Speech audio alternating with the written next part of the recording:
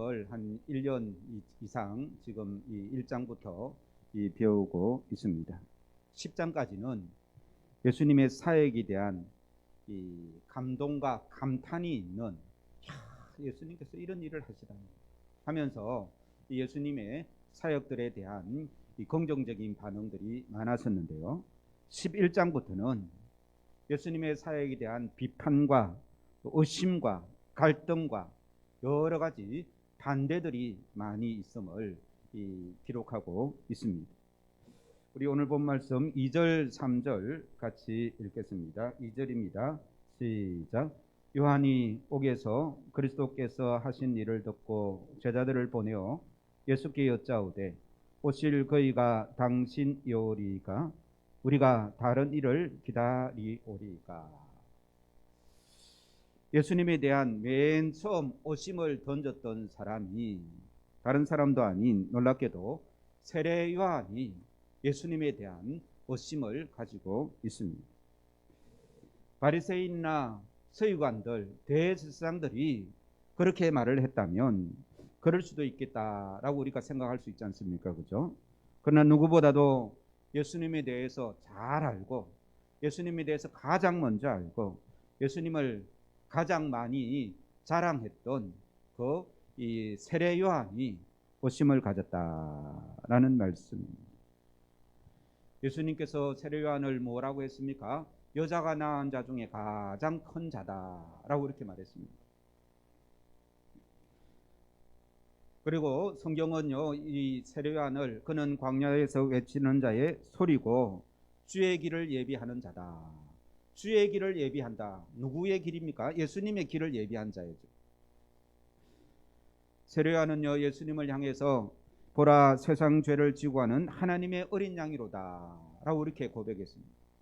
뿐만 아니라요, 자기의 제자들에게 세례 요한이 자기 제자들에게 뭐라고 말했는가 하면 너희들이 진정 따라야 할 분은 바로 저분이다 하고 자기의 제자들을 예수님께로 보냈던 사람이 이 세례 요한이, 예수님께 세례를 베풀었던 그 사람이 바로 세례 요한인 것이죠. 위대한 이 세례 요한, 그 사람이 오늘 본문에 보면 예수님을 의심을 하는 것입니다. 그래서 뭐라고 말합니까? 이 3절에 보면 예수께 여짜오되 오실 그이가 당신이오니까 우리가 다른 일을 기다리오리까. 그렇게 오심을 한다는 말씀. 위대한 세례 요한이 예수님에 대해서 의심을 한다면 우리도, 이 평범한 우리도 신앙생활 하면서 예수님에 대해서 의심을 한두 번 할 수 있을까요? 없을까요? 네, 있습니다. 우리는 예수님을 잘 믿다가도 어느 순간에 신앙의 침체에 빠지게 되고 신앙의 수렁에 빠질 때가 있습니다. 이 의심이라는 것은요, 예수님을 부인하거나 예수님을 부정하지는 않지만 진짜 그럴까라는 그런 이 안개와 같은 그런 이 마음에 우리의 신앙에 안개가 끼이는 같은 그런 이 상황이 되는 것이죠. 우리의 믿음이 흔들리더라는 말씀. 오늘 본문에 세례 요한이 이렇게 이 자기가 오심에 빠진 이유를 성경은 말하고 있습니다. 첫 번째가요, 이 오심의 첫 번째가 이 환경의 악조건 때문에 이 세례 요한은 이 의심을 갖게 되는 것이죠. 우리 2절 보시기 바랍니다. 세례 요한이 어디에 있었습니까? 어디서 이런 의심을 하게 됩니까? 예, 세례 요한이 옥에 갇혔다는 겁니다. 헤롯의 잘못을 지적하다가 이제 옥에 갇힌 것이죠. 그 옥이라는 것이 이 오늘날의 감방처럼 그런 것이 아니라 캄캄하고 습기 차고 춥고 고문이 있고 이 제대로 먹지도 못하는 그런 이 하루하루를 살아가는 것이 엄청 힘든 그런 이 감옥 생활이었습니다. 육체적으로 엄청나게 힘들어지는 것이죠. 그래서 우리는 어려운 환경에 처했을 때에 사탄은 의심을 불어넣는다라는 사실을 오늘 이 세례 요한을 통해서 배울 수가 있습니다. 특히 육체적으로 약해져 있을 때 의심이 생기기 시작합니다. 그리고요, 혼자 외롭게 있을 때도 의심이 생깁니다. 사탄이 하와에게 찾아가서 진짜 이 모든 실과를 먹지 말라 하더냐라고 질문을 하면서 하와에게 이 하나님에 대한 의심을 갖게 하는 것이죠. 그때 하와가 혼자 있을 때에 사탄이 뱀에게 내가 뱀으로 이 하와에게 접근을 했다라는 거죠. 또 우리가 기도하지 않을 때에도 의심이 생기기 시작합니다. 인간적인 문제로 번민하고 있을 때도 의심이 생기는 것이죠.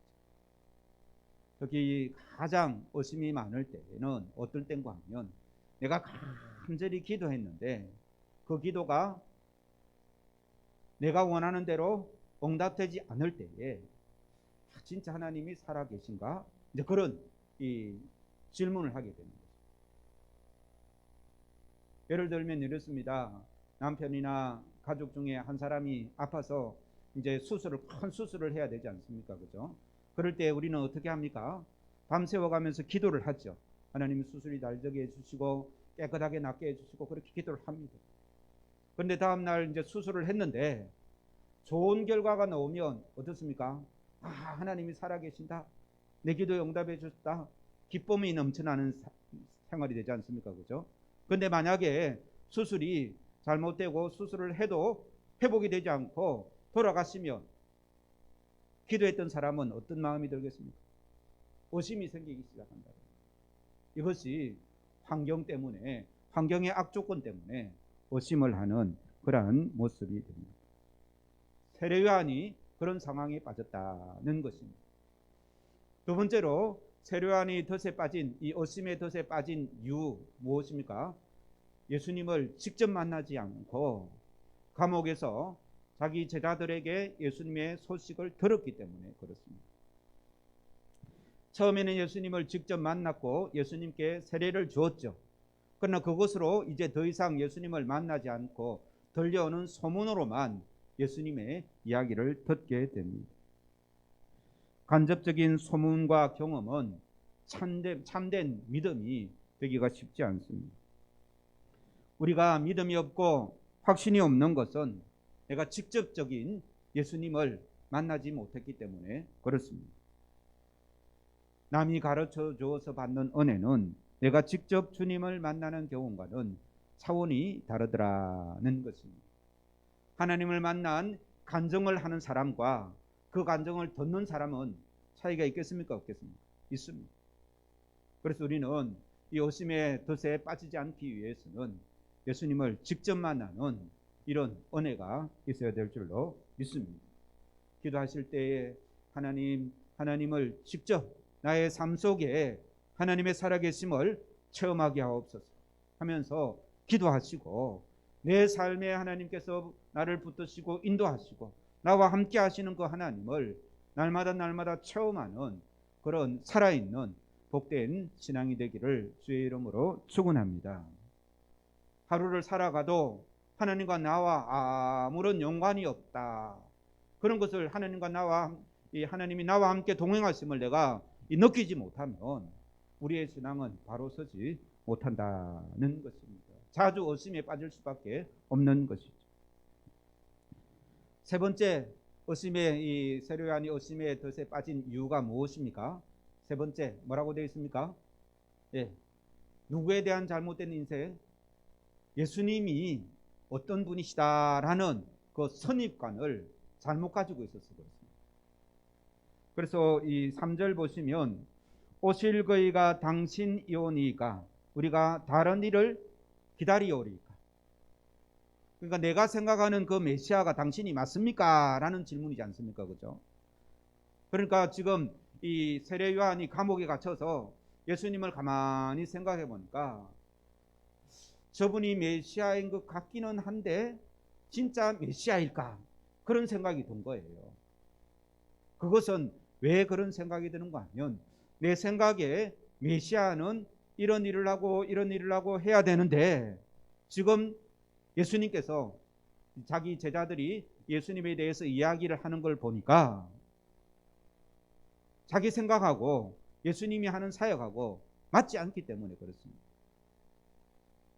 그 당시 대부분의 사람들이 메시아에 대한 사고방식은 어떤 것인가 하면 메시아가 이 땅에 오시면 로마의 군사들을 물리쳐내고 이 이스라엘이 이 정치적으로 독립을 하고 경제적으로도 잘 살게 되고 주변 모든 나라가 다윗 왕 때처럼 이 자기 이스라엘에게 조공을 바치고 힘 있는 나라가 되는 것이 그런 일을 하는 분이 메시아다라는 생각을 가지고 있었던 것이죠.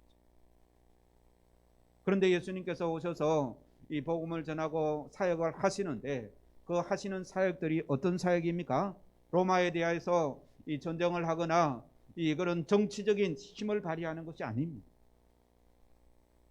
그래서 이 오병이의 기적을 일으키고 난 후에 많은 사람들이 예수님을 왕으로 삼으려고 했지 않습니까? 그게 바로 정치적인 이 예수님을 정치적으로 이해하는 것이죠. 그러나 예수님께서는 그들이 가졌던 메시아 사상과는 전혀 다른 모습으로 마음이 가난 자는 복이 있다라고 말씀하시고 오른밤을 때리는 자에게 왼밤도 돌려대라. 겉옷을 가지려고 하는 속옷을 가진 자에게 겉옷까지 주라 하면서 이해하지 못하는 메시아로서 맞지 않는 그런 일들을 하기 때문에 이 세례 요한은 예수님에 대해서 이 의심을 갖게 된 것이죠. 그래서 예수님의 하시는 모습들을 가만히 생각하니까 저분이 진짜 메시아일까? 아니면 우리가 다른 분을 기다려야 됩니까? 라고 이렇게 제자들에게 예수님에게 가서 질문을 한 것이죠. 이런 의심에 대해서 예수님은 어떤 반응을 보이시는가 하면 한 칸 넘겨주세요. 예. 첫 번째로 꾸짖지 않았을 때 그들이 의심을 가지고 제대로 믿지 못하는 것에 대해서 꾸짖지 않는다라는 말씀입니다. 4절 5절 같이 읽겠습니다. 시작. 예수께서 대답하여 이르시되 너희가 가서 듣고 보는 것을 요한에게 알리되 맹인이 보며 못 걷는 사람이 걸으며 나병 환자가 깨끗함을 받으며 못 듣는 자가 들으며 죽은 자가 살아나며 가난한 자에게 복음이 전파된다 하라. 여기에 이 세례 요한이 믿음 없고 의심한다고 예수님께서 야단치거나 꾸짖는 모습이 있습니까? 없죠. 왜냐하면 예수님께서는 세례 요한의 마음을 누구보다 더 잘 알고 계시기 때문에 그렇습니다. 예수님은 우리가 일시적인 환경의 어려움 때문에 육신의 고통 때문에 좌절하며 의심을 갖는 그러한 연약한 인생임을 우리 주님은 알고 계신다는 말씀입니다. 지금은 내가 너무 힘들어서 잠깐 그런 것이다 라고 이해해 주십니다. 우리는 한때 예수님을 잘 섬기다가도 열정적으로 복음을 전하다가도 탈진의 상태에 빠질 때가 있습니다. 성경에 나오는 사람 중에 대표적인 사람이 엘리야죠. 바알 선지자들과 이 호렙산에서 싸우지 않습니까? 그죠? 대적을 하고 승리를 한 후에 갑자기 이세벨이 내가 너를 잡아서 죽일 것이다 라는 그 말을 듣고 무서워서 광야로 도망을 칩니다. 로덴 나무 그늘 아래에서 하나님 나를 죽여주시옵소서 그렇게 말하죠. 그럴 때 하나님께서 이 엘리야에게 어떻게 합니까? 먹을 것을 공급하고 먹고 쉬라라고 그렇게 말씀하시지 않습니까? 그것은 인간이 탈진할 때가 있다라는 거예요. 의심할 때도 있고 연약해서 쓰러질 때가 있다라는 것입니다.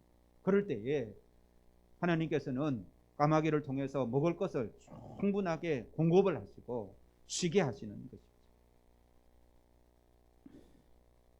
우리는 기도하는 것도 귀찮고 찬양도 입에서 멀리 떨어져 가고 전도하는 것도 봉사하는 것도 즐겁지 않을 때가 있습니다. 그러나 우리 마음 속에 주님을 사랑하는 마음이 근본적으로 없어진 것은 아니라는 것을 주님께서는 알고 계시는 것이죠. 그때 주님은 야단치지 않습니다. 괜찮다. 네가 고통스러워서 그런 것이다. 네 마음이 변치 않았다는 것은 내가 잘 안다. 라고 주님께서 하시는 이 말씀입니다. 이것이 주님의 마음이다는 것이죠. 우리의 오심에 대해서 두 번째 반응, 첫 번째는 꾸짖지 않으시고 두 번째는요, 하나님의 말씀을 주신다는 것입니다. 우리 5절 말씀, 맹인이 보며 못 걷는 사람이 걸으며 나병 환자가 깨끗함을 받으며 못 듣는 자가 들으며 죽은 자가 살아나며 가난한 자에게 복음이 전파된다 하라. 이 말씀은요, 이사야서 35장 말씀과 61장 1절에 나오는 말씀을 그 두 구절 35장 5절 6절과 61장 1절의 말씀을 함께 묶어서 이제 이 세례요한에게 들려주시는 것이죠. 쉽게 표현하면 의심하고 있는 이 세례요한에게 예수님께서 무엇을 주십니까? 하나님의 말씀을 줍니다. 이사야서의 말씀을 들려주시는 것이죠. 신앙이 의심이 생길 때 혼자 고민하지 말고 하나님의 말씀에 더 집중하는 은혜가 있기를 주의 이름으로 축원합니다. 이것이 의심에 대한 예수님의 처방이다는 것입니다. 코로나가 걸리면요, 이 병원에 갈 수 없지 않습니까? 그죠? 그래서 이 지정해주는 병원에 의사한테 전화를 하면 상황 설명을 하면 약을 처방해 줍니다. 어제도 제가 약국에 가서 우리 막내딸 약을 처방받아 왔는데요. 의사한테 말하면 약을 처방해 주지 않습니까? 그죠? 의심이 들 때, 신앙의 의심이 들 때 예수님의 처방은 무엇입니까? 하나님의 말씀을 들려주시는 거예요. 그래서 우리도 믿음이 약해지고 마음에 의심이 생길 때에 더 하나님의 말씀을 집중해서 읽고 더 하나님의 말씀을 들을 때에 믿음이 회복이 있는 줄로 믿습니다. 이것이 예수님의 처방인 것이죠. 그 예수님의 처방을 잘 따를 때에 우리도 회복이 있고 믿음이 다시 일어설 줄로 믿습니다. 마지막으로 6절 말씀 읽겠습니다. 시작. 누구든지 나로 말미암아 실족하지 않는 자는 복이 있도다 하시니라. 예수님 때문에 시험 들지 말라라고 이렇게 예수님께서는 의심이 든 자에게 말씀하십니다. 예수님 때문에 시험 들면 어떻게 예수님 앞에 나아갈 수 있겠습니까? 우리도 교회 안에서 사람들 때문에 시험 들 때가 있죠, 그죠? 어떤 사람들은요, 이 목사 때문에 이 시험이 들어가지고 교회 안 나오는 사람도 있습니다. 교인 때문에 시험이 들어서 이 교회 나가지 않는 성도들도 있습니다. 목사나 교인이 싫어서 교회 안 나가면 누구 손해입니까? 본인 손해입니다. 본인 손해. 여기도 보면 나로 말미암아 실족하지 않는 자가 복이 있다. 예수님 때문에 실족하거나 예수님 실족이라는 걸려 넘어지는 것을 말하지 않습니까? 그렇죠? 예수님 때문에 믿음에 의심이 생기지 않는 자는 복이 있다라는 거예요. 그래서 예수님을 바라볼 때 이 올바른 눈으로 바라보아야 되는 겁니다. 내 생각을 가지고 예수님을 바라보게 되면 걸려 넘어질 수밖에 없다는 것이죠. 그러니까 나로 말미암아 실족하지 않는 자, 왜 실족을 하겠습니까? 예수님이 잘못해서 실족하겠습니까? 아니면 자기가 잘못 봐서 실족하겠습니까? 예. 사람이 사람을 볼 때에는 자기가 잘못 볼 수도 있고요, 자기가 보는 그 사람이 잘못될 수도 있습니다. 그렇지 않습니까? 그죠? 아무리 목회자라도 모든 것을 다 완벽하게 잘할 수는 없죠. 그래서 실수할 수 있고 넘어질 수가 있습니다. 그것 때문에 상처받는 사람도 있죠. 그러나 우리가 예수님을 바라볼 때는 예수님이 잘못되거나 예수님이 문제가 있는 게 아니지 않습니까? 그죠? 예수님 때문에 실족하고 걸려 넘어지는 것은 무엇 때문에 그렇겠습니까? 보는 내가 내 선입관으로 예수님을 바라보기 때문에 걸려 넘어진 것이죠. 세례 요한도 예수님에 대한 메시아에 대한 시각이 잘못되어 있기 때문에 저분이 진짜 내가 기다리는 메시아가 맞나 그런 생각이 들 때에 의심이 생기기 시작했지 않습니까? 그래서 우리도 예수님을 바라볼 때에 아무런 선입관 없이 예수님을 바라볼 수 있는 은혜가 있기를 주의 이름으로 축원합니다. 은혜의 눈으로, 감사의 눈으로 예수님을 바라보아야지. 옹졸한 내 생각, 개인적인 그런 이 고정관념을 가지고 예수님께 나아가다가는, 또 교회나 다른 사람을 상대하다가는 내가 실족해서 넘어질 수가 있다는 것입니다. 그래서 우리가 예수님을 바라볼 때는 예수님에게는 잘못이 없으니까 누가 문제입니까? 보는 사람이 문제예요. 또 교회에서는 목회자나 장로님이나 권사님이나 믿음의 이 선배들을 바라볼 때에 어떻습니까? 그때는 어떻게 생각해야 됩니까? 따라서 저분도 사람이다. 그렇게 바라보셔야 되는 거예요. 그렇게 생각하고 바라보지 않으면 자기가 실족할 수가 있습니다. 예수님은 완벽하신 분인데 목회자나 권사님이나 장로님이나 집사님은 완벽한 사람입니까? 아닙니까? 그래서 우리가 신앙이 잘못될 때가 있는데요. 사람을 바라볼 때는 왜 완벽하지 못하지? 라고 생각하고 바라보면 누가 실족합니까? 자신이 실족할 수가 있어요.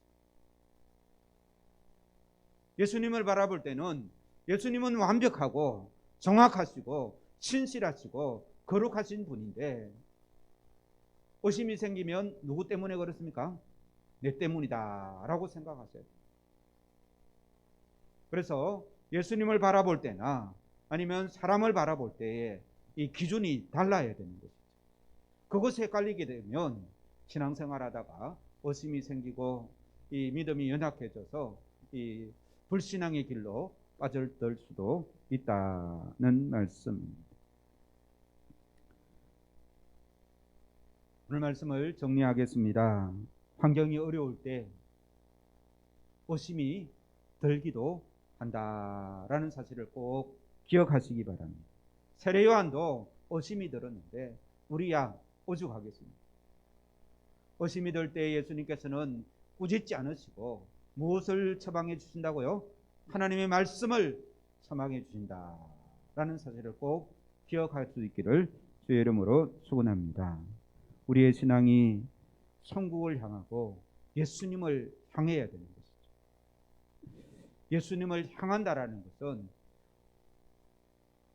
예수님을 있는 그대로 아무런 이 선입관 없이 예수님을 바라볼 수 있는 그런 이 믿음이 있어야 되는 줄로 믿습니다. 시험이 들지 말고 늘 깨어서 기도하고 나의 이 문제들을 바르게 바라보면서 주님만을 바라보며 나아가는 귀한 믿음의 성도들 되기를 주의 이름으로 축원합니다. 기도하시겠습니다. 하나님 아버지, 온갖 질병이 낫고 표적이 일어나며 하나님의 부흥이 일어나고 사람들이 주께 몰려와서 삶이 변화되는 현장에 있기를 원합니다. 그러나 하나님의 외면과 버림받은 것 같은 메마름과 비참함, 세례 요한처럼 감옥에 갇혀 질문이 가득할 때에도 여전히 하나님의 인자하심과 신실하심을 선명하게 보는 은혜가 있게 하여 주시옵소서. 예수님을 오해하여 실족하지 않도록 성령님 저희들을 붙들어 주시옵소서. 사단이 정죄하고 사람들이 너희 하나님이 어디 있느냐고 할 때에도 여전히 하나님께 소망을 두고 하나님을 찬양함으로 실족하지 않게 하여 주시옵소서. 우리의 영혼은 심히 연약하오니 주님의 붙드심은 강한 줄 믿습니다. 그리하여 끝까지 주님을 신뢰하며 하나님의 나라에 거하며 하나님의 나라의 길을 준비하는 사명을 감당하는 복된 믿음의 성도들 되게 주여 인도하여 주옵소서. 우리 주 예수님의 이름으로 기도하옵나이다. 아멘.